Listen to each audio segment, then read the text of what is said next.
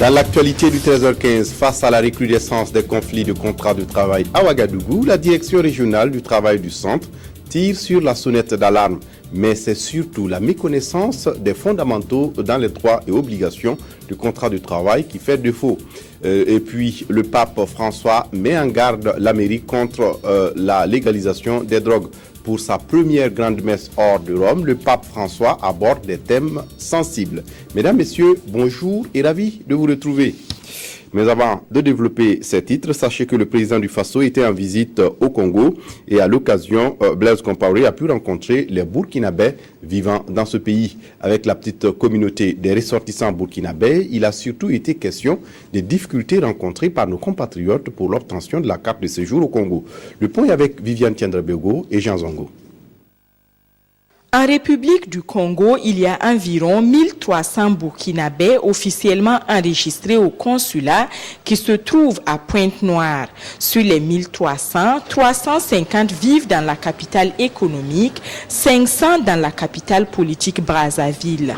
Le reste est dispersé dans les autres villes du Congo. Le pays de Denis Sassou Nguesso est géographiquement loin du Burkina Faso. C'est donc avec joie que les Burkinabés vivant à Brazzaville ont accueilli le président du Faso. Ça n'arrive pas souvent. Donc quand le président du Faso se déplace et que nous qui sommes à l'extérieur, on le reçoit, on est très contents et ça nous fait voir notre président et pouvoir aussi donner quelques doléances que nous avons vis-à-vis dans le pays où nous vivons. La communauté veut profiter du passage du chef de l'État pour lui parler de ses difficultés. On interpelle les gens de n'importe comment, parce qu'ils n'ont pas de papiers, et on les enferme, on fait des choses. C'est les difficultés que les Burkinabés ont actuellement ici au Congo. Et pour entrer au Congo, en tant que Burkinabé, tu n'as pas besoin de visa. Et quand tu arrives, après 3 mois, on te juge de prendre la carte de séjour. Et la carte de séjour, on donne qu'une année, qui fait 106 000 francs. Et si le président pouvait quand même parler à son homologue, président de Denis Sassou, pour qu'on nous facilite un peu la tâche. Alors, je prends l'exemple des Sénégalais. Avec une carte de consulaire, ils peuvent quand même marcher sur le territoire congolais sans avoir des problèmes. Nous prendrons les dispositions, ne serait-ce que en fait au niveau bilatéral, pour essayer de les soulager des difficultés qu'ils rencontrent en ce moment. Nous allons faire en sorte qu'il y ait une véritable émergence d'une classe moyenne. Et la libre circulation des personnes et des biens, à mon avis, est un élément extrêmement important dont il faut justement qu'on discute. Les Burkinabés vivant au Congo exercent dans le bâtiment, le commerce, la restauration et dans une moindre mesure dans l'agriculture.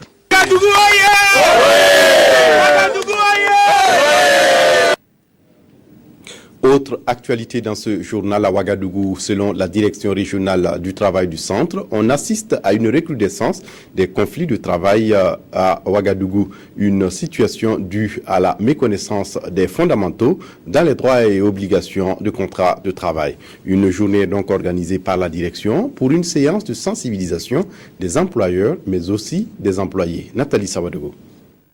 Cette année encore, la Direction régionale du travail et de la sécurité sociale du centre n'a pas dérogé à la règle.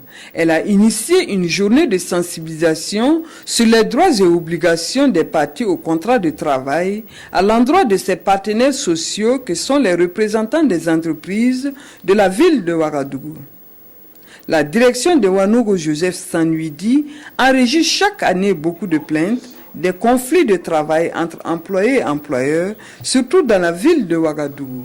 Nous avons voulu le thème droits et obligations des parties dans le cadre du contrat de travail parce que nous constatons que souvent les conflits de travail naissent de la méconnaissance même du BABA, des obligations ou des droits. Alors nous avons voulu rappeler aux partenaires leurs obligations et leurs droits quand il y a des relations professionnelles entre elles. Les missions essentielles de l'inspection du travail sont le contrôle, le conseil, la conciliation. Et cette journée de sensibilisation des partenaires sociaux s'inscrit dans le cadre de la mission de conseil. Il s'agira de dire ce que les partenaires doivent faire dans un contrat de travail et ce à quoi ils doivent s'attendre comme traitement, c'est-à-dire leurs droits. L'on s'achemine vers une relance des services de conseil agricole ou de vulgarisation agricole au Burkina Faso. Les acteurs impliqués dans le système sont en concertation à Ouagadougou à la faveur de la tenue du Forum national. Une rencontre qui se veut un cadre d'échange et de sensibilisation des différents acteurs impliqués dans les services de conseil agricole. Explication, Ernest Kambiré. Les services de conseil agricole ou de vulgarisation agricole se définissent comme étant l'ensemble des différentes activités fournissant des informations et des services nécessaires et requis par les agriculteurs et acteurs des systèmes agroalimentaires et du développement rural.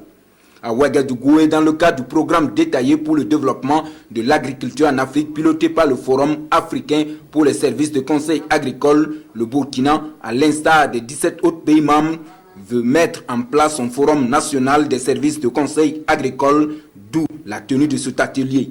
Le forum national est en fait l'aboutissement d'une démarche qui a commencé avec l'Union africaine, qui dans le cadre du programme de développement de l'agriculture africaine a choisi le forum africain de la recherche pour appuyer dans tous les pays membres la mise en place de forats au niveau national qui vont être les répondants du Forum africain de la recherche. Le Forum national des services de conseil agricole qui sera mis en place au sortir de cette rencontre sera d'un atout considérable dans le transfert des technologies basées sur la demande et les besoins des producteurs et du marché. Il va aider à piloter au mieux le développement des services de conseil agricole, améliorer la fourniture de ces services dans un système d'innovation agricole qui tienne compte des effets du changement climatique. Eux également sont des conseillers en élevage et leur avis compte pour les producteurs et autres acteurs du secteur. Ils sont chargés ainsi de contrôler les importations et exportations des animaux et des produits d'origine animale. Et c'est pourquoi une trentaine de ces agents d'élevage viennent de prêter serment pour remplir leur mission comme il se doit.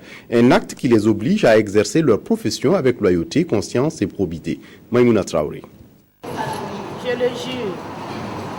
Cette prestation de serment n'est pas une formalité, mais un acte sacré. Un acte qui oblige ces agents chargés de l'inspection des animaux et des produits d'origine animale exportés ou importés au Burkina Faso à exercer leur profession avec loyauté, conscience, probité et dignité. Avec cette prestation de serment, ça nous permet d'être beaucoup plus exigeants en matière de ce qui va être soumis à notre contrôle.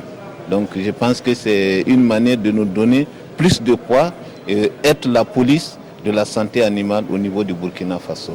Il y a des situations où nous devrions faire des saisies lorsque ces produits ou ces animaux sont importés illégalement ou détenus illégalement ou préparés dans des conditions qui sont insalubres et qui peuvent porter préjudice à la santé des consommateurs. C'est une disposition de la loi portant réglementation de la santé publique vétérinaire au Burkina Faso. Cette cérémonie a concerné les agents assermentés auprès du tribunal de grande instance de Ouagadougou. D'autres agents mandatés par le ministère des Ressources animales et halieutiques prêteront serment dans les différents tribunaux de grande instance. Le centre hospitalier pédiatrique de Ouagadougou reçoit d'une société de la place une cinquantaine de chaises roulantes au profit des enfants handicapés. Le même geste est répété à Bobo Dioulasso et à Banfoura, comme nous le dit Abdelaziz Yadibou. Tout comme ce garçon qui a perdu l'usage de ses membres inférieurs, ce sont 49 autres enfants victimes de handicap qui bénéficient de ces chaises roulantes. Des chaises offertes par la société Griffon Mineral. Par ce geste, la compagnie minière entend contribuer à l'épanouissement de ces enfants souffrant de handicap. Nous avons reçu d'Australie 160 chaises pour enfants handicapés et donc nous faisons des distributions de ces chaises dans les centres qui en ont le plus besoin.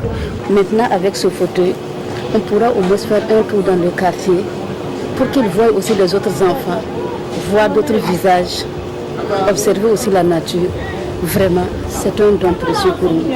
La réception de ce don a été suivie d'une visite du service de kinésithérapie. Occasion pour le directeur général du centre hospitalier universitaire pédiatrique Charles de Gaulle de souligner les difficultés auxquelles l'établissement sanitaire fait face.